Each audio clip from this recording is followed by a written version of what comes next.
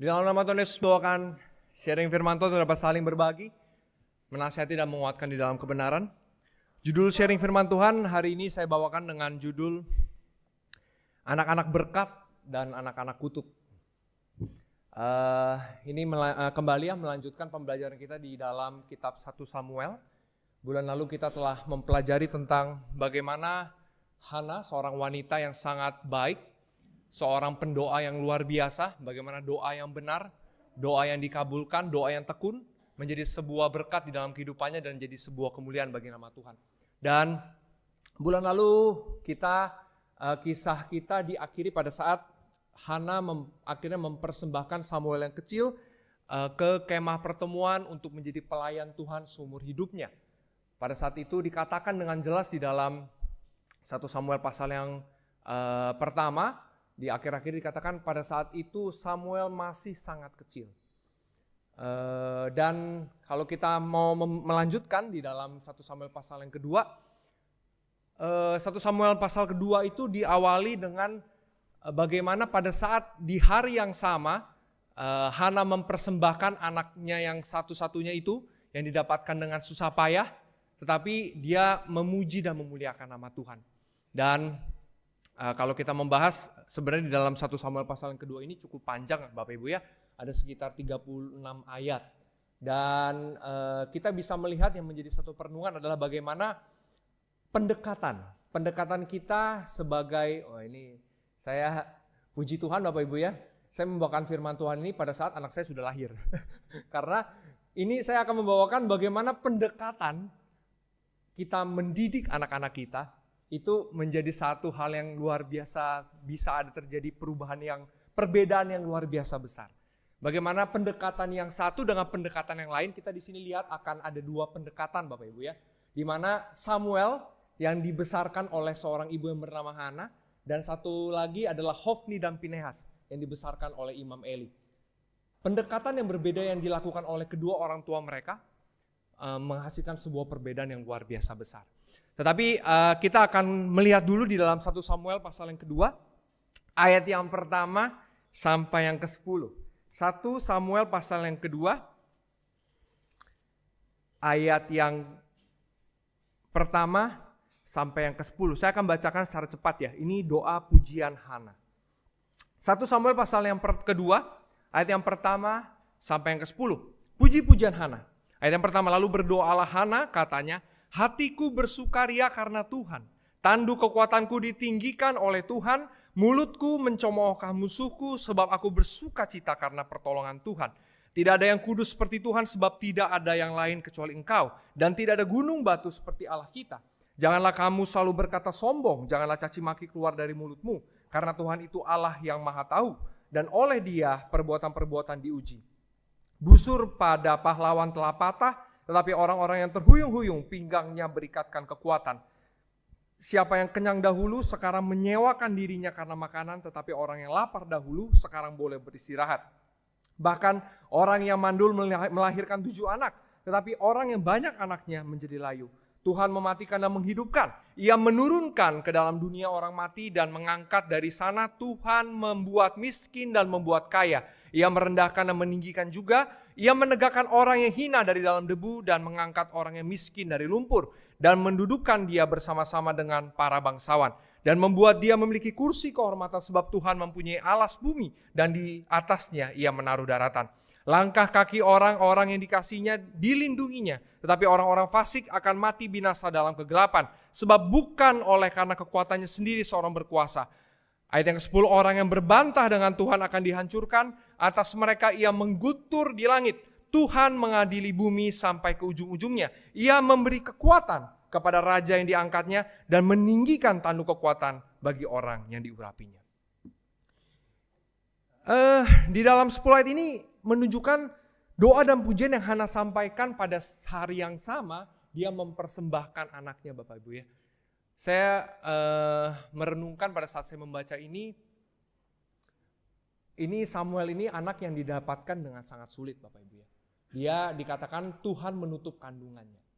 Dan dikatakan di dalam 1 Samuel pasal yang pertama anak ini masih sangat kecil Bapak Ibu ya. Mungkin lagi lucu-lucunya. Lagi gemas-gemasnya Bapak Ibu. Dan ini diserahkan. Dan kalau kita membaca di dalam 10 ayat ini, kita bisa melihat ada satu sukacita Bapak Ibu. Ada satu luapan yang emosional yang luar biasa meluap-luap di dalam kehidupan Hana. Di hari yang sama dia mempersembahkan sesuatu yang luar biasa besar di dalam kehidupannya, dia ada sukacita. Pada saat saya merenungkan apa memang mungkin Hana senang kali ini akhirnya tuyul lepas juga ini. Akhirnya ini tuyul dikasih juga ke Tuhan ini jadi bebas di hidupnya. Bukan begitu Bapak Ibu. Kalau kita melihat dia sangat menyayangi anak ini. Tapi pada saat dia memberikan anak ini, ada sukacita di dalam kehidupannya. Dan kalau kita melihat di dalam ayat yang 10 ayat ini, sekiranya ada 3 hal yang bisa kita jadikan sebuah perenungan di dalam kehidupan kita. Yang pertama, kalau kita membaca doa puji-pujian Hana, kita tidak melihat ada sebuah permintaan di dalam doanya Bapak Ibu. Semuanya hanya sebuah pujian, sebuah syukur, sebuah ucapan yang dia ungkapkan atas kasih karunia Tuhan di dalam kehidupan. Tidak ada permintaan Bapak Ibu. Oh, kita kan kadang-kadang bisa mengatakan, ya Hana kan sudah mendapatkan apa yang dia minta. Tuhan kan sudah kasih dia anak. Tapi sadarkah Bapak Ibu, pada saat dia mengucapkan doa yang luar biasa ini, dia baru saja menyerahkan anaknya satu-satunya kepada Tuhan. Tetapi seluruh doanya tidak ada sebuah permintaan Bapak Ibu. Hanya ada sebuah ucapan syukur, ucapan yang penuh dengan sukacita untuk kemuliaan nama Tuhan. Dan ini juga menjadi perenungan di dalam kehidupan kita Bapak Ibu. Apakah dalam doa kita bisa berdoa seperti Hana? Bukan berarti kita tidak boleh meminta kepada Tuhan Bapak Ibu. Tetapi kita harus mengerti apa prioritas di dalam doa kita. Di sini semua pujian yang dikatakan oleh Hana bukan berarti Tuhan ingin dan senang dipuji Bapak Ibu. Bukan. Tetapi itu kembali mengingatkan kita. Begitu besar kasih Tuhan. Begitu besar kuasa Tuhan dan begitu besar kasih karunia penyertaan Tuhan di dalam kehidupan kita. Itu kembali mengingatkan kita. Kita memuji Tuhan, kita memuliakan Tuhan bukan karena Tuhan senang dipuji. Tapi itu kembali mengingatkan kita. Begitu besar kasih Tuhan di dalam kehidupan kita. Dan kalau kita melihat di ayat yang keempat sampai yang ke-9 kita bisa melihat. Di sini dikatakan busur para pahlawan telah patah tetapi orang-orang yang terhuyung-huyung pinggangnya berikatkan kekuatan. Siapa yang kenyang dahulu sekarang menyewakan dirinya karena makanan. Tetapi orang yang lapar dahulu sekarang boleh beristirahat. Bahkan orang yang mandul melahirkan 7 anak tetapi orang yang banyak anak yang menjadi layu. Di sini Hana kembali mengingatkan di dalam kehidupan kita Bapak Ibu. Apabila hari ini kita dalam keadaan yang baik-baik. Berkat Tuhan ada di dalam kehidupan kita. Ada satu kasih karunia Tuhan di dalam kehidupan kita. Tetaplah kita bersikap rendah hati.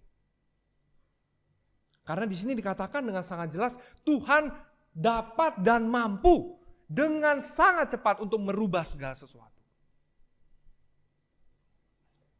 Dan kalau kita melihat secara cepat di ayat yang ke-10, di sini dikatakan ia memberikan kekuatan kepada raja yang diangkatnya dan meninggikan tanduk kekuatan orang yang diurapinya. Di sini mengatakan ia memberikan kekuatan kepada raja yang diangkatnya Bapak Ibu. Apa yang menarik dari ayat yang kita bisa baca tadi?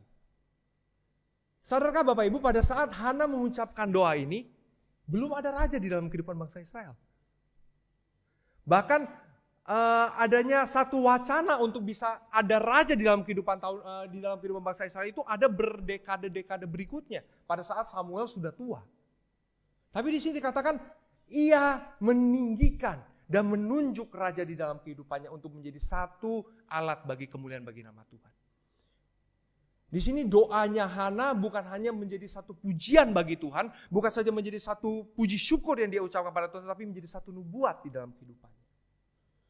Kalau kita membaca di dalam Lukas pasal yang pertama Bapak Ibu, pada saat Tuhan Yesus dikandung oleh Maria, pada saat dia datang menghampiri Elisabet dan Zakaria, yang diucapkan oleh Maria dan Zakaria pun sama seperti yang diucapkan oleh Hana di sini. Karena bagi dia yang penting bukan adalah raja secara fisik, tapi bagaimana Tuhan adalah raja di dalam kehidupannya. Dan itu kiranya bisa menjadi sebuah perenungan di dalam kehidupan kita. Kita lanjutkan di dalam 1 Samuel pasal yang kedua ayat yang ke-11 sampai ke-26. Saya akan cepat ya Bapak Ibu ya, karena ini agak panjang. Tapi bisa menjadi sebuah perenungan di dalam kehidupan kita. Kita lihat di dalam ayat yang ke-11 sampai ke-26. Saya akan bacakan secara cepat. Kejahatan anak-anak Eli. Ayat yang ke-11. Lalu pulanglah Elkana ke Rama, tetapi anak itu menjadi pelayan Tuhan di bawah pengawasan Imam Eli. Adapun anak-anak lelaki Eli adalah orang-orang dursila, mereka tidak mengindahkan Tuhan ataupun batas hak para imam terhadap bangsa itu. Setiap kali seseorang mempersembahkan korban sembelihan, sementara daging itu dimasak, datanglah bujang imam membawa garpu bergigi 3 di tangannya dan dicucuknya ke dalam bejana atau ke dalam kuali atau ke dalam belanga atau ke dalam periuk. Segala yang ditarik dengan garpu itu ke atas diambil imam itu untuk dirinya sendiri. Demikianlah mereka memperlakukan semua orang Israel yang datang ke sana ke Silo. Bahkan sebelum lemaknya dibakar, bujang imam itu datang lalu berkata kepada orang itu mempersembahkan korban itu.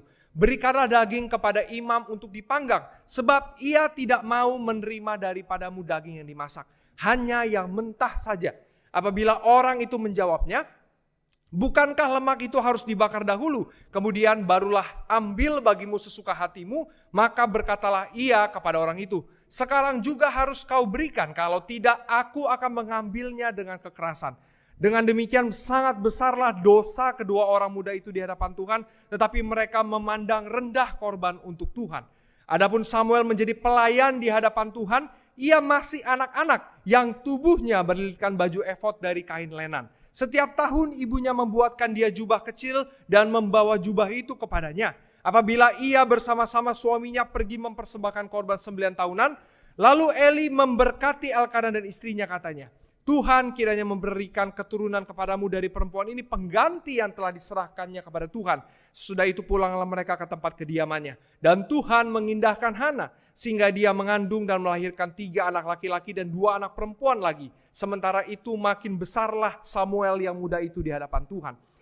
Lalu Eli setelah sangat tua, apabila didengarnya segala sesuatu yang dilakukan anak-anaknya terhadap semua orang Israel, dan bahwa mereka itu tidur dengan perempuan-perempuan yang melayani di depan pintu kemah pertemuan, berkatalah ia kepada mereka, mengapa kamu melakukan hal-hal yang begitu? Sehingga ku dengar dari segenap bangsa ini tentang perbuatan-perbuatanmu yang jahat itu. Janganlah begitu anak-anakku, bukan kabar baik yang kudengar itu bahwa kamu menyebabkan umat Tuhan melakukan pelanggaran. Jika seorang berdosa terhadap seorang yang lain, maka Allah yang akan mengadili. Tetapi jika seorang berdosa terhadap Tuhan, siapakah yang menjadi perantara baginya? Tetapi tidaklah didengarkan mereka perkataan ayahnya itu, sebab Tuhan hendak mematikan mereka. Tetapi Samuel yang muda itu semakin besar dan semakin disukai, baik di hadapan Tuhan maupun di hadapan manusia. Ya, kita telah membaca satu perikop Bapak Ibu ya, dengan judul kejahatan anak-anak Eli. Dan ini kita akan membahas sedikit lebih panjang. Kira-kira ada beberapa hal yang bisa kita jadikan sebuah perenungan di dalam kehidupan kita. Di dalam ayat yang ke-11 dikatakan, lalu pulanglah Elkana ke Rama, tetapi anak itu, Samuel, menjadi pelayan Tuhan di bawah pengawasan Imam Eli. Saya merenungkan Bapak Ibu ya. Pada saat Elkana dan Hana menyerahkan Samuel ke pengawasan Imam Eli, dikatakan pada saat itu anak itu masih sangat kecil. Kita tidak tahu berapa jelasnya umur Samuel. Tetapi kalau kita membaca di kupasan-kupasan Alkitab ada beberapa versi Bapak Ibu ya. Ada yang bisa mengatakan ada yang usia 3 tahun, ada yang bilang 4 tahun, 5 tahun, 6 tahun, 7 tahun. Tetapi yang jelas dia masih sangat kecil. Saya merenungkan, kira-kira apa yang anak sekecil itu bisa lakukan? Sehingga dikatakan dengan sangat jelas di ayat yang ke-11 dikatakan apa? Dia menjadi pelayan Tuhan. Kalau kita melihat di dalam 1 Samuel pasal yang ketiga Bapak Ibu, bisa kita mendapatkan satu pencerahan apa yang sebenarnya dilakukan oleh Samuel. Kita buka di dalam 1 Samuel pasal yang ketiga ayat yang ke-15. 1 Samuel pasal yang ketiga ayat yang ke-15. Ayat yang ke-15, Samuel tidur sampai pagi, kemudian dibukanya pintu rumah Tuhan. Jadi yang dilakukan oleh Samuel di sini adalah tiap-tiap hari dia bangun lebih pagi, dia membuka pintu rumah Tuhan untuk memastikan bahwa rumah Tuhan terbuka bagi seluruh bangsa Israel yang ingin datang beribadah kepada Tuhan. Dan itu dikatakan dengan sangat jelas di dalam Alkitab. Roh Kudus mengatakan apa? Itu diperhitungkan Tuhan sebagai pelayan Tuhan. Dan ini menjadi perenungan di dalam kehidupan kita, Bapak Ibu. Hari ini melayani Tuhan, Bapak Ibu, bukan berarti kita harus tampil di muka kayak saya cuap-cuap di depan begini. Bukan, Bapak Ibu. Apapun yang bisa kita kerjakan, sekecil apapun yang bisa kita kerjakan untuk Tuhan, Tuhan perhitungkan itu sebagai pelayanan bagi Tuhan. Samuel yang kecil, bagaimana dia tiap-tiap hari membuka pintu rumah Tuhan dengan dia menjadi seorang nabi, dengan dia menjadi seorang hakim, dengan dia menjadi seorang penyambung lidah Tuhan, sama di mata Tuhan sebagai pelayan Tuhan. Dan hal ini menjadi perenungan, Bapak Ibu. Bukan berarti saya hari ini cuap-cuap, saya mendapatkan penghargaan yang lebih daripada Tuhan. Sama status kita adalah pelayan Tuhan. Dan hari ini pelayanan banyak yang bisa kita lakukan, Bapak Ibu. Gak ada alasan, aduh saya orangnya introvert. Saya gak berani tampil di muka. Memang gak ada pelayanan yang gak tampil di muka, banyak, Bapak Ibu. Cuman pertanyaannya yang saya sangat ingat ya dari saya kecil, Bapak Ibu ya. Pada saat saya masih di Gereja Yesus Sejati Bekasi ya. Perkataan yang sangat sering diungkapkan oleh Diaken Gideon, Bapak Ibu. Bukan masalah bisa atau tidak bisa. Masalah mau atau tidak mau, Bapak Ibu. Dari saya kecil itu, Bapak Ibu, saya dengar kalimat itu. Dan itu benar, Bapak Ibu. Dan itu menjadi perenungan di dalam kehidupan kita. Sekecil apapun yang kita lakukan untuk Tuhan, itu menjadi diperhitungkan Tuhan sebagai pelayanan bagi Tuhan. Dan kalau kita melihat di sini, Bapak Ibu, pada saat Samuel masih sangat kecil, dia sudah mulai melayani. Dan ini juga menjadi dorongan bagi kita, Bapak Ibu. Bagi orang tua, bagi calon orang tua, dorong anak-anak kita untuk melayani sejak dia kecil. Jangan, tunggu. Nanti dia besaran sedikit baru mulai melayani. Jangan, Bapak Ibu. Justru saya melihat gereja kita itu, Gereja Yesus Sejati adalah gereja yang menjalankan kebenaran firman Tuhan. Dikatakan apa? Bagaimana kita bisa saling melayani. Dan Alkitab mengatakan apa? Samuel yang kecil melayani Tuhan, menjadi pelayan Tuhan. Melayani kan bukan harus sesuatu hal yang dia pimpin ibadah. Enggak. Dia mengambil sampah, merapikan bantal. Itu pelayanan, Bapak Ibu. Dan kita harus dorong itu. Bagaimana dia bisa kita latih anak-anak kita untuk dapat menjadi membalas kasih Tuhan. Bagaimana dia bisa melayani Tuhan. Bagaimana dia bisa menyenangkan Tuhan dan mengalami sebuah penyertaan Tuhan di dalam kehidupan pelayanannya. Dan hari-hari ini merupakan satu momen yang sangat baik, Bapak Ibu. Kenapa? Karena kita sedang mengembangkan sayap. Gereja Yesus Sejati Sunter sedang mengembangkan sayap. Artinya apa? Akan ada banyak slot-slot pelayanan yang kosong. Kalau saya mau jujur, Bapak Ibu ya, di dalam kehidupan kerohanian saya sangat bersyukur, Bapak Ibu. Kenapa? Karena pada saat ayah saya itu, dulu almarhum ayah saya itu, dulu merupakan jemaat Gereja Yesus Sejati Samanhudi, Bapak Ibu. Ya, pada saat sudah menikah, akhirnya berimigrasi, bukan imigrasi apa itu, transmigrasi ya, ke luar planet, Bapak Ibu, ke kota Bekasi. Memulai akhirnya di situ ada kemah doa dan akhirnya pos pelayanan dan menjadi gereja. Saya bersyukur kenapa? Karena pada saat itu tidak ada pelayan, Bapak Ibu. Dan pada saat itu, pada saat saya masih kecil, saya sudah didorong untuk melayani. Ada pelayanan apa? Waktu itu pimpin pujian. Ada pelayanan apa? Main piano. Bahkan saya masih ingat, Bapak Ibu ya, saat saya kelas 2 SMP, usia 13 tahun Bapak Ibu ya, dari Gereja Bekasi mengirim saya untuk ikut kursus guru agama. Umur 13 tahun Bapak Ibu.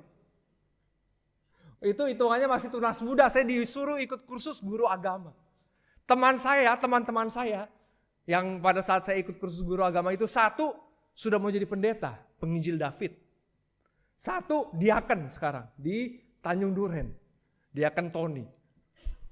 Udah umur hampir 30-an, 20-an, akhir 30-an. Pada saat itu saya masih kelas 1 SMP Bapak Ibu. Didorong untuk bisa menjadi guru agama. Dan saya bersyukur Bapak Ibu. Kenapa? Saya itu sebenarnya orang yang pemalu Bapak Ibu. Kalau sekarang malu-maluin Bapak Ibu.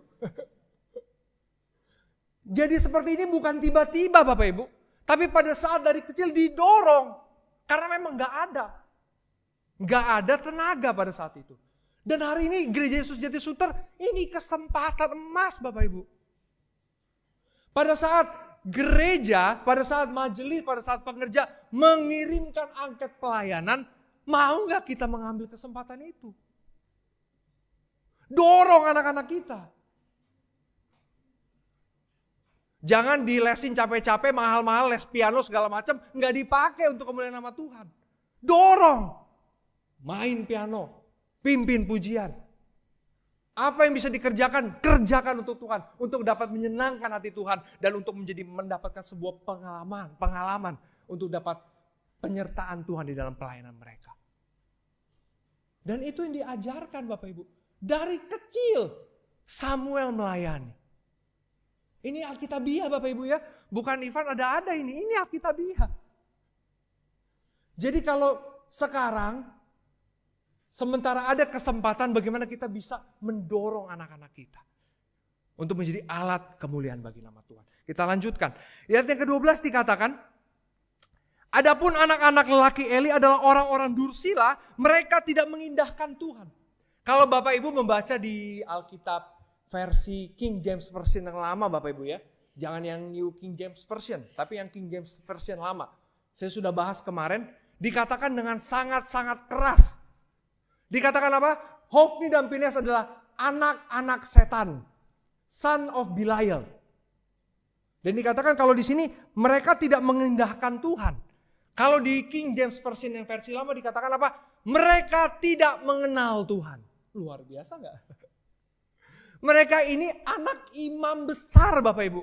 Dan salah satu dari mereka, secara garis keturunan mereka akan menggantikan ayahnya sebagai imam besar. Sebagai pemimpin tertinggi kerohanian di dalam kehidupan bangsa Israel. Dan dikatakan dengan jelas apa? Alkitab yang ngomong Bapak Ibu, mereka tidak mengenal Tuhan. Waduh. Dan ini menjadi perenungan di dalam kehidupan kita Bapak Ibu. Hari ini kita sebagai orang tua, sebagai calon orang tua, kalau hari ini kita menjadi pelayan di gereja. Kalau hari ini kita dipercayakan Tuhan sebagai majelis, sebagai pengurus, sebagai hamba Tuhan, sebagai pelayan Tuhan, mendapatkan sebuah jabatan kudus. Bukan otomatis anak-anak kita akan menjadi mengenal Tuhan Bapak Ibu. Karena apa? Karena pengenalan kepada Tuhan bukan sesuatu yang bisa diturunkan dengan genetik. Kalau mata belok bisa Bapak Ibu. Kulit putih bisa diturunin. Kalau pengenalan kepada Tuhan tidak bisa diturunkan Bapak Ibu. Dan ini memberikan sebuah perenungan yang sangat luar biasa Bapak Ibu. Bukan berarti hari ini kita menjadi hamba-hamba Tuhan, menjadi pelayan Tuhan, anak-anak kita otomatis menjadi orang yang mengenal Tuhan. Karena apa? Karena pengenalan kepada Tuhan berbeda menjadi orang menjadi Kristen, beragama Kristen itu berbeda dengan mengenal Tuhan. KTP bisa Kristen Bapak Ibu. Gampang. Tulis agama Kristen. Terdaftar jemaat Gereja Yesus Jati. Tapi apa pasti mengenal Tuhan? Belum tentu. Dan itu menjadi sebuah perenungan di dalam kehidupan kita. Dan seperti kata Tuhan Yesus Bapak Ibu di dalam perjanjian baru. Kita bisa mengenal seseorang, bisa mengenal sebuah pohon dari buahnya. Dan kita bisa melihat bagaimana buah yang dihasilkan oleh orang-orang yang tidak mengenal Tuhan ini. Sekiranya ada dua hal Bapak Ibu yang dikatakan, yang menjadi satu indikator bagaimana orang tersebut atau kita pada hari ini adalah orang-orang yang tidak mengenal Tuhan. Yang pertama dikatakan apa? Mereka mengambil apa yang menjadi milik Tuhan. Kalau kita membaca di dalam ayat yang ke-13 sampai ke-17, dikatakan dengan sangat spesifik bagi Bapak Ibu bagaimana mereka mengambil apa yang sebenarnya menjadi kepunyaan dan hak Tuhan. Daging persembahan yang merupakan hak Tuhan mereka ambil secara paksa. Kalau kita membaca Bapak Ibu di dalam Imamat pasal yang ke-7. Kalau kita membaca di dalam kitab Imamat pasal yang ke-7 Bapak Ibu. Sebenarnya imam itu memang memiliki hak untuk daging persembahan. Jadi bagian dada dan paha kanan itu memang merupakan hak untuk imam untuk mempertahankan kehidupan mereka. Jadi pada saat bangsa Israel mempersembahkan korban bakaran, korban tahunan, memang ada sebagian itu memang dikhususkan untuk para imam. Tetapi yang menjadi permasalahan adalah mereka meminta daging itu secara mentah. Kenapa? Karena lebih enak Bapak Ibu. Coba Bapak Ibu sekarang ada yang suka makan steak? Ada yang makan steak maunya well done? Jarang Bapak Ibu ya. Sekarang maunya kalau bisa medium rare. Medium rare jadi pada saat dimakan melting, waduh kan melting kayak mentega gitu kan, buttery gitu ya. Mana ada yang mau well done? Sama, mereka juga mengambil yang masih mentah. Karena apa? Karena kalau seharusnya mereka itu pada saat daging dipersembahkan, dibakar dulu sampai matang. Karena apa? Karena lemak yang dibakar itu menjadi sebuah wangian yang harum dan luar biasa menyenangkan bagi Tuhan. Tapi mereka tidak mau. Mereka mau mengambil yang mentah, mereka bakar sesuka mereka. Maunya masih medium rare, masih yummy. Nggak mau yang well done. Bahkan dikatakan bangsa Israel saja, rakyat saja tahu kalau harusnya daging itu dibakar terlebih dahulu sampai matang baru nanti buat kalian. Tapi mereka apa? Kalau kalian tidak mau berikan, saya akan ambil secara paksa. Waduh, luar biasa gak nih memang Hofni dan Pinehas. Memang makanya kalau di dalam Alkitab dikatakan mereka ini dideskripsikan adalah anak-anak setan, ya benar Bapak Ibu. Dan hal ini menjadi perenungan di dalam kehidupan kita Bapak Ibu. Salah satu contoh, salah satu indikator bagaimana kita tidak mengenal Tuhan adalah pada saat kita mengambil apa yang seharusnya menjadi milik dan kepunyaan Tuhan. Contoh. Hari ini kalau kita memuji Tuhan ya, ada pemimpin pujian ya, dan saya pun sering sekali mengatakan hamba-hamba Tuhan yang menyampaikan firman Tuhan. Setelah selesai selalu ngomong apa Bapak Ibu? Segala puji dan hormat dan kemuliaan bagi nama Tuhan. Itu jangan jadikan template Bapak Ibu. Itu harus kita ucapkan dan kita resapi dalam hati. Benarkah kita melakukan apa yang kita ucapkan itu? Karena pada saat kita mulai sedikit saja merasa bangga tentang apa yang kita sudah lakukan untuk gereja. Merasa bangga terhadap apa yang sudah kita lakukan dalam pelayanan kita. Secara sadar atau tidak sadar Bapak Ibu, kita bisa saja mengambil sedikit kemuliaan dari nama Tuhan. Contoh lain. Perpuluhan. Wah. Jelas di dalam Alkitab Bapak Ibu. 1/10 dari segala penghasilanmu adalah milik Tuhan. Waduh. Itu kata Alkitab Bapak Ibu. Jelas di dalam Alkitab. Tapi kadang-kadang apa? Sayang ya. Ya 7% boleh lah. Atau enggak 5% boleh lah. Yang penting kan kasih. Cincai lah. Sadarkah Bapak Ibu? Kita mengambil apa yang sebenarnya menjadi milik Tuhan. Contoh lain. Hari Sabat. Berulang-ulang terus dikasih tahu ini. Ingat dan kuduskan hari Sabat. Bukan jam Sabat Bapak Ibu. Apakah kita sudah mengingat dan menguduskan hari Sabat? Apa kita mengambil apa yang menjadi hak dan kepunyaan Tuhan? Sadarkah Bapak Ibu? Di dalam kehidupan kita mungkin hari ini kita adalah orang-orang yang tidak mengenal Tuhan. Kenapa? Karena kita mengambil apa yang menjadi milik Tuhan. Yang kedua, apa yang mereka lakukan yang bisa dikatakan sehingga mereka dikatakan anak setan, yang bisa dikatakan mereka akhirnya tidak mengenal Tuhan. Di ayat yang ke-19, ayat yang ke-22 sampai ayat yang ke-26 dikatakan apa? Mereka, mohon maaf ya ada anak-anak, tetapi mereka tidur dengan perempuan-perempuan yang melayani di pintu kemah pertemuan Bapak Ibu. Kalau kita membaca di dalam kitab Keluaran pasal yang ke-38 Bapak Ibu, memang ada perempuan-perempuan yang melayani di depan pintu kemah pertemuan. Mungkin sekarang itu seperti penyambut tamu begitu ya, di bawah pemudi-pemudi yang masih fresh-fresh begitu ya. Jadi masih segar ya, cantik gitu ya. Melayani untuk mungkin menyambut para jemaat yang mau datang untuk ke kemah pertemuan. Dan dikatakan apa? Mereka tidur dengan perempuan-perempuan tersebut. Ironis sekali Bapak Ibu. Seharusnya mereka menjadi seorang imam, seharusnya mereka bisa membimbing para pemudi-pemudi itu bisa dapat bertumbuh di dalam kebenaran firman Tuhan, tetapi mereka melakukan perzinahan di dalam gereja. Dan hari ini juga menjadi perenungan di dalam kehidupan kita Bapak Ibu. Apa tanda hari ini kita tidak mengenal Tuhan? Apabila kita pada hari ini terus-menerus mengejar kepuasan seksual dengan hal-hal yang tidak dikenal oleh Tuhan. Apabila kita terus mengejar itu, bisa saja Bapak Ibu, berarti kita tidak mengenal Tuhan. Walaupun kita rajin datang ke gereja, walaupun kita rajin pelayanan, tapi sesungguhnya kita tidak mengenal Tuhan. Maka Rasul Paulus memberikan sebuah nasihat di dalam kehidupan kita. Mari kita sama-sama buka di dalam 1 Tesalonika pasal yang keempat. 1 Tesalonika pasal yang keempat. Ayat yang ketiga sampai yang kelima.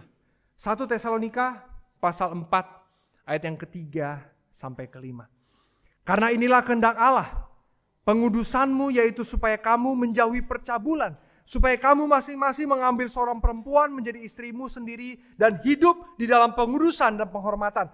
Bukan di dalam keinginan hawa nafsu seperti yang dibuat oleh orang-orang yang tidak mengenal Tuhan. Ini dikatakan bukan orang kafir Bapak Ibu. Tetapi apa? Orang-orang yang tidak mengenal Tuhan. Artinya apa? Jemaat Bapak Ibu. Tapi tidak mengenal Tuhan. Dan dikatakan ayat yang ke-8. Ayat yang ke-8 kita kembali lihat di 1 Tesalonika pasal 4 ayat yang ke-8. Karena itu siapa yang menolak ini bukanlah menolak manusia, melainkan menolak Allah yang telah memberikan juga rohnya yang kudus kepada kamu. Dan hari ini Bapak Ibu ya, banyak yang mengatakan, ya daging itu lemah. Kita adalah manusia yang terdiri dari darah dan daging. Ya maklumlah. Sadarkah Bapak Ibu? Pada saat kita sudah menerima Roh Kudus Tuhan, Tuhan menjanjikan apa? Satu kemampuan. Tuhan memampukan kita untuk ada sebuah buah roh yang terakhir apa namanya? Penguasaan diri Bapak Ibu. Dan kalau kita masih sering berkelit dengan mengatakan apa? Kita itu terdiri dari darah dan daging. Berarti apa? Rasul Paulus mengatakan kita menolak. Bukan menolak manusia Bapak Ibu. Menolak Allah yang telah memberikan Roh Kudus dalam kehidupan kita. Kita mengecilkan kuasa Roh Kudus untuk memampukan, untuk mengubah dan memperbaharui kita. Hari ini menjadi sebuah perenungan di dalam kehidupan kita Bapak Ibu. Dua tanda kita tidak mengenal Tuhan. Bukan berarti kita tidak pernah datang ke gereja Bapak Ibu. Tapi apakah pertama kita mengambil apa yang menjadi hak Tuhan? Apakah yang kedua kita mengejar kepuasan yang tidak sesuai dengan kehendak Tuhan? Lalu selanjutnya kita lanjutkan di dalam 1 Samuel pasal yang kedua. 1 Samuel pasal yang kedua ayat yang ke-18 dikatakan di sini. Dikatakan, adapun Samuel menjadi pelayan di hadapan Tuhan, ia masih anak-anak yang tubuhnya berlilitkan baju efod dari kain lenan. Setiap tahun ibunya membuatkan dia jubah kecil dan membawa jubah itu kepadanya apabila ia bersama-sama suaminya pergi mempersembahkan korban sembelihan tahunan. Saya mau renungkan Bapak Ibu ya. Ini kan judul perikopnya kejahatan anak-anak Eli. Kenapa Roh Kudus menyelipkan ayat-ayat seperti ini? Kita kan lagi ngebahas kejahatan anak Eli ya. Si anak-anak setan ini kan. Kenapa dibahas Samuel Bapak Ibu? Dibahas Samuel menjadi pelayan Tuhan. Dan dikatakan tiap tahun ibunya datang untuk membawakan baju efod untuk dirinya. Jadi tiap tahun mungkin dibawain sama si Hana gitu ya, bajunya kegedean gitu kayak daster gitu. Nanti kan tahun depan jadi gede gitu kan. Jadi udah pas gitu. Jadi tiap tahun dibawain agak gede-gede begitu. Saya ingatnya dulu ya, pada saat saya masih SD itu ya. Karena kan SD itu saya kalau dibeliin baju gede banget Bapak Ibu. Dibeliin baju gede, udah kayak apa tuh, jadi baju lengan pendek tapi sampai sini. Katanya udah biar hemat. Sampai nanti sampai kelas 4, kelas 5 baru beli lagi. Jadi gitu ya. Oh, mama saya ketawa gitu. Nah, begitu memang biar hemat Bapak Ibu ya. Sama ya, mungkin juga ini kan cuma setahun sekali kan dibawain baju kan. Mungkin dibawain baju ya agak gede begitu ya, supaya nanti tahun depan pada saat Samuel sudah bertumbuh besar bajunya jadi pas gitu kan ya. Saya membayangkan ngapain ya sebenarnya Roh Kudus tuh menceritakan hal yang detail seperti ini pada saat mereka sedang membahas tentang kejahatan anak-anak Eli. Di sini memberikan sebuah perenungan di dalam kehidupan kita Bapak Ibu. Samuel di sini seorang Samuel Bapak Ibu, imam yang luar biasa hebat, hakim yang luar biasa hebat, seorang yang sangat dipakai Tuhan dengan sangat luar biasa. Perlu penguatan seorang ibu. Bagaimana dia bisa menjaga kesuciannya, bagaimana dia bisa menjaga kekudusannya di tengah kehidupan masyarakat, di dalam kehidupan di kemah pertemuan yang luar biasa jahat. Bayangkan Bapak Ibu, seharusnya Samuel itu hidup dengan mentor Hofni dan Pinehas.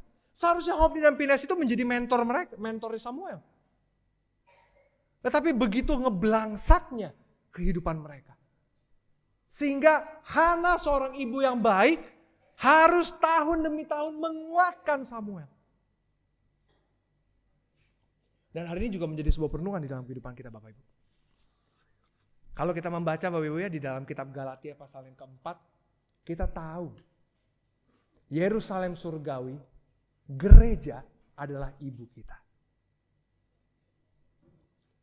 Dan hari ini yang menjadi perenungan adalah seorang ibu untuk dapat membimbing anak-anaknya itu kadang-kadang harus melakukan hal-hal yang keras Bapak Ibu. Gak bisa semuanya tuh baik-baik ya. Sekarang ini juga, sekarang ini ilmu parenting Bapak Ibu ya. Saya ngelihat ya sekarang ini kalau kita nonton itu ya, sekarang tidak boleh mengatakan tidak kepada anak. Gak boleh ngomong tidak kepada anak. Sekarang itu gak boleh main tangan sama anak. Waduh, ini gak tahu zaman dulu saya tuh rotan sama gesper itu akrab sekali sama pantat saya ini. Kalau sekarang gak boleh Bapak Ibu. Jangankan pakai rotan, pakai gesper. Diteplak aja gak boleh. Tapi sadarkah Bapak Ibu? Saya punya teman ya Bapak Ibu ya. Dr. Bius di Pelabuhan Ratu di Sukabumi Bapak Ibu ya. Nah, dia bilang parenting sekarang itu tidak seutuhnya kita harus lakukan seperti itu. Ada saatnya anak-anak kita itu memang harus dikerasin. Masa kalau anak kita, namanya anak-anak Bapak Ibu ya, mereka kan tidak tahu apa yang benar, apa yang salah. Mereka kadang-kadang ngelihat api pengen dipegang. Sama nenek sama kakeknya, dia angkat kaki. Dia kurang ajar, kan mereka nggak tahu apa yang benar, apa yang salah. Itu keponakan saya juga kan, itu kan si Semi itu, anaknya koko saya itu, senang sekali kalau niup lilin ulang tahun Bapak Ibu. Bahkan mau diambil itu lilinnya. Kan kalau kita tidak sayang sama dia, masa cuman, ayo jangan, mana ngerti anak Bapak Ibu. Tetap aja mau dipegang, kadang-kadang harus dijewer Bapak Ibu. Biar dia tahu itu salah. Sama di dalam kehidupan kita Bapak Ibu, Hana pun melakukan demikian. Mungkin ini dilakukan di dalam kehidupan Samuel, bukan hal yang menyenangkan, bukan hal yang mengenakan, bukan hal yang enak di dalam kehidupan Samuel untuk dia dapat lakukan. Karena apa? Karena Samuel dituntut untuk dapat hidup berbeda dengan kedua mentornya terutama. Dia harus menjaga kekudusannya, dia harus menjaga kesuciannya. Supaya dia bisa menjadi alat yang dipakai oleh Tuhan. Dan hari ini juga sama Bapak Ibu. Hari ini kalau gereja sebagai ibu kita, yang disampaikan adalah hal-hal yang enak terus. Hal-hal yang memanjakan telinga terus. Berkat, damai sejahtera dan sukacita ada di dalam kehidupan umat-umat percaya. Haleluya. Kira-kira itu ibu yang benar atau enggak? Kalau hari ini gereja sebagai ibu kita menyampaikan hal-hal yang tidak enak didengar, yang bikin telinga merah, bersyukurlah Bapak Ibu. Karena itu adalah merupakan tugas dan fungsi dari ibu. Dari gereja. Di tengah dunia yang semakin jahat, bagaimana ibu kita gereja selalu memberikan sebuah pengarahan yang benar. Dan ini sangat kontras di dalam kehidupan Hofni dan Fineas pada saat mereka berbuat dosa dan apa yang dilakukan oleh Imam Eli. Dikatakan apa? Ayat yang ke-22 sampai 26 dikatakan apa? Pada saat Imam Eli tahu apa yang dilakukan oleh kedua anak yang mereka berzinah di dalam gereja, di dalam kemah Tuhan, apa yang dilakukan? Apa yang dikatakan oleh Imam Eli? Berkatalah, ayat ke-23, berkatalah Eli kepada mereka, mengapa kamu melakukan hal-hal yang begitu, sehingga ku dengar dari segenap bangsa ini tentang perbuatan-perbuatanmu yang jahat itu. Ditanya lagi Bapak Ibu. Nah ini yang makanya saya bilang tadi, parenting zaman sekarang itu. Udah tahu salah, cuma diapain? Aduh, ngapain kamu buat begitu? Perlu justifikasi apa lagi yang dilakukan oleh kedua anak Imam Eli ini? Enggak ada justifikasi apa-apa Bapak Ibu. Kalau sebagai orang tua yang benar, sebagai imam besar yang benar, harusnya langsung dipecat kedua anak itu. Enggak mereka. Imam Eli apa? Kenapa kalian melakukan seperti itu? Hari ini Bapak Ibu menjadi sebuah perenungan di dalam kehidupan kita. Kasih yang benar bukan selamanya kasih yang baik Bapak Ibu. Tapi kasih yang tegas dan mendidik. Kalau anak-anak kita udah mulai gede-gede nanti tuh ya. Pada saat hari Sabtu, hari Sabtu banyak acara tuh Bapak Ibu ya. Sama temen-temennya. Berani gak kita sebagai orang tua tegas? Ini hari Sabat. Datang dan kuduskanlah hari Sabat. Atau kita sebagai orang tua seperti Imam Eli. Ya udahlah. Ngapain sih? Kalau bisa kan gak usah hari Sabtu. Tapi ini acara nih, ada acara penting nih mah. Ya udah deh. Ya udah tapi minggu depan jangan lagi ya. Waduh, parenting macam sekarang tuh Bapak Ibu ya. Ya udah, sekarang nggak apa-apa nggak ke gereja. Tapi minggu depan harus ke gereja ya. Itu parenting zaman sekarang tuh Bapak Ibu. Apakah begitu yang kita mau didik kepada anak-anak kita? Kalau sudah jelas-jelas melanggar ketetapan firman Tuhan, ya kita tegaskan, kita perbaiki dengan cara yang benar. Cara yang benar itu bukan berarti cara yang terbaik Bapak Ibu. Cara yang tegas dan mendidik, itulah yang dikenal oleh Tuhan. Dan kalau kita melihat Bapak Ibu, akibat apa yang dilakukan oleh Imam Eli dan kedua anaknya, kalau kita lanjutkan sedikit lagi Bapak Ibu di ayat yang ke-27 sampai yang ke-36. 1 Samuel pasal yang kedua ayat 27 sampai 36 saya akan bacakan secara cepat. Nubuat tentang Eli dan kaum keluarganya. Seorang abdi Allah datang kepada Eli dan berkata kepadanya, beginilah firman Tuhan, bukankah dengan nyata aku menyatakan diriku kepada nenek moyangmu ketika mereka masih di Mesir dan takluk kepada keturunan Firaun, dan aku telah memilihnya dari segala suku Israel menjadi imam bagiku, supaya mempersembahkan korban di atas mezbahku, membakar ukupan dan memakai baju efod di hadapanku. Kepada kaummu telah kuserahkan segala korban api-apian orang Israel. Mengapa engkau memandang dengan loba kepada korban sembelihanku dan korban sajianku yang telah kuperintahkan, dan mengapa engkau menghormati anak-anakmu lebih daripadaku, sambil kamu menggemukkan dirimu dengan bagian yang terbaik dari setiap korban sajian umatku Israel. Sebab itu demikianlah firman Tuhan Allah Israel, sesungguhnya aku telah berjanji keluargamu dan kaummu akan hidup di hadapanku selamanya, tetapi sekarang demikianlah firman Tuhan, jauhlah hal itu daripadaku, sebab siapa yang menghormati aku akan kuhormati, tetapi siapa yang menghina aku akan dipandang rendah.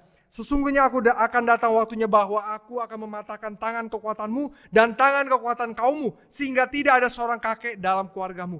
Maka engkau akan memandang dengan mata bermusuhan kepada segala kebaikan yang akan kulakukan kepada Israel. Dan dalam keluargamu takkan ada seorang kakek untuk selamanya. Tetapi seorang daripadamu yang tidak kulenyapkan dari lingkungan mezbahku akan membuat matamu rusak dan jiwamu merana. Segala tambahan keluargamu akan mati oleh pedang lawan. Inilah yang akan menjadi tanda bagimu, yakni apa yang akan terjadi kepada kedua anakmu itu, Hofni dan Fineas. Pada hari yang sama keduanya akan mati. Dan aku akan mengangkat bagiku seorang imam kepercayaan yang berlaku sesuai dengan hatiku dan jiwaku, dan aku akan membangunkan baginya keturunan yang teguh setia, sehingga ia selalu hidup di hadapan orang yang kuurapi. Kemudian siapa yang masih tinggal hidup dari keturunanmu akan datang sujud menyembah kepadamu, meminta sekeping uang perak atau sepotong roti. Dan akan berkata, tempatkanlah kiranya aku dalam salah satu golongan imam itu, supaya aku dapat makan sekerat roti. Setelah apa yang dilakukan oleh kedua anak Imam Eli dan apa yang Imam Eli lakukan untuk dapat menertibkan kedua anaknya. Dan saya yakin dan percaya ini bukan satu kali, dua kali Bapak Ibu. Dan ini pasti sudah dilakukan oleh kedua anak Imam Eli dan Imam Eli dalam jangka waktu yang cukup panjang. Dan dikatakan pada saat itu datanglah imam yang kita tidak tahu siapa namanya. Menghardik dan membuat sebuah nubuat di dalam kehidupan Imam Eli. Pada saat kita membaca diingatkan kepada Imam Eli dan kedua anaknya bagaimana seharusnya mereka tuh bersyukur. Keluarga mereka sudah dipilih oleh Tuhan menjadi imam yang menjadi pemimpin rohani dalam kehidupan bangsa Israel. Bagaimana dari seluruh suku bangsa Israel, dari suku mereka lah yang dipilih dan keluarga mereka yang dipilih menjadi imam. Dan kita bisa melihat Bapak Ibu, saya merenungkan.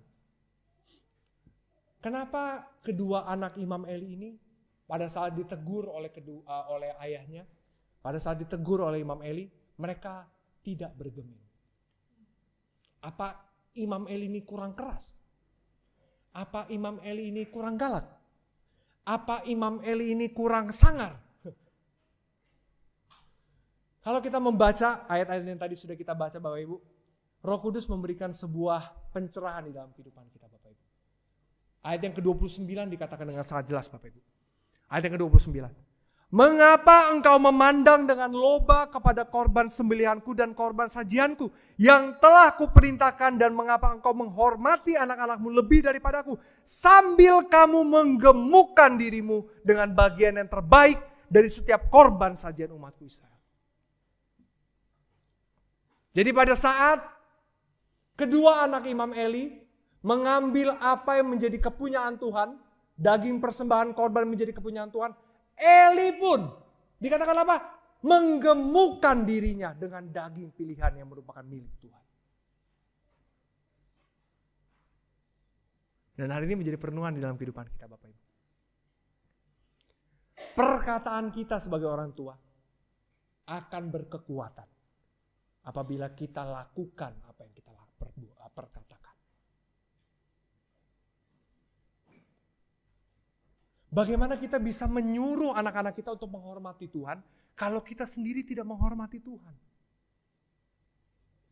Bagaimana kita bisa menyuruh anak-anak kita untuk dapat mempelajari firman Tuhan kalau kita sendiri tidak pernah mempelajari firman Tuhan? Bagaimana kita bisa suruh anak-anak kita untuk dapat menyambungkan kehidupan kita dengan Tuhan melalui doa kalau kita tidak pernah berdoa?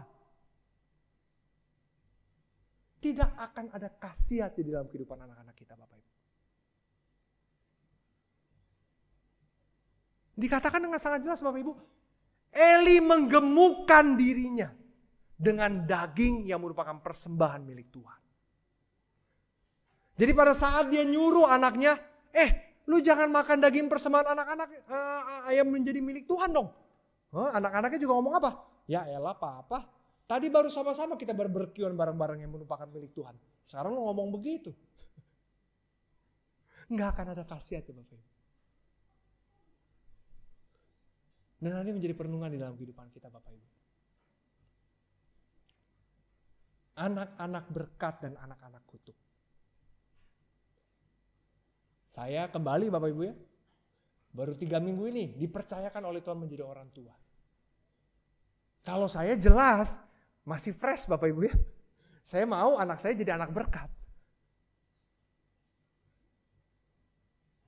Dan tidak ada yang namanya kata terlambat Bapak Ibu. Oh anak saya udah gede, bagaimana ini Van? Enggak apa-apa Bapak Ibu.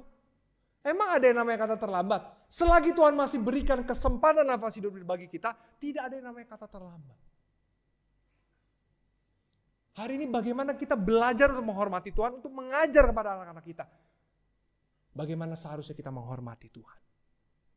Dari perkataan kita, dari perbuatan kita. Karena Tuhan jelas katakan di sini. Tuhan akan memberkati bagi orang yang menghormatinya.